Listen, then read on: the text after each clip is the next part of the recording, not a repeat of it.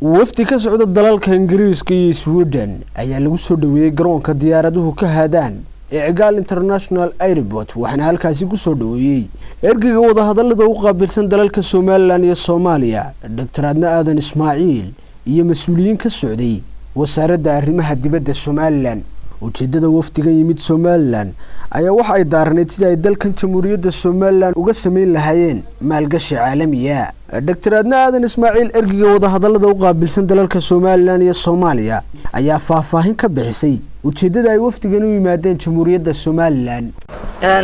safarkooda wadankan ay yimaadeen Soomaaliland waxay u yimaadeen inay mar kale Soomaaliland doorashooyinkii dabadeed markii ugu horeysay ay yimaadeen dawlad cusub dhalatay nidaam cusub baa jira dardar cusub ayaa wadankeena jirta inay xiriir la sameeyaan wasaaradda arrimaha dibadda iyo xukuumadda Soomaaliland iminka cusub ee dhalatay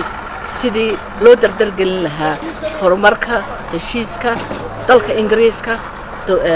shakhsiyaadka dalka Ingiriiska u dhashay ee damaynaya Soomaaliland inay wax la qabtaan waxa daba xageen ka soo galaa Adna Aadan dhowr meelood ka soo galay laakiin saaxiibtiinimo dheer oo naga dhaxaysay sanado badan iyo waxyaabo badan oo isbitaalka u soo qaadaan haday noqoto isbitaalka guud ee Hargeysa oo bardhaweyd container ay 3 meelood loo qaybiyay alaabo ugu soo rideen haday noqoto isbitaalka Berbera haday noqoto isbitaalka Sheekh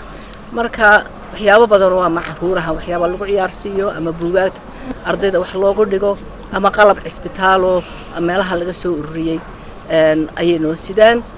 waxaanu aad baan ugu soo dhaweynayaa Soomaaliland waa dadka asxaabta dheer muddada dheer Soomaaliland ay leedahay aan dareemayana inay kalgacal dheeraada ay wadankeena Soomaaliland u hayaan waan ku soo dhaweynayaa Soomaaliland sharafna way ii tahay in wadankayga iyo nabada oo qurux badan oo nidaamkiisu wanaagsan yahay inay martideenu ku soo noqoto ay kolba ay wadankeena ay timaado dabcan wada hadallo iyo wixii ay markaa dawladda la yeeshaan markeeda iyo meesheeda ay noqon doontaa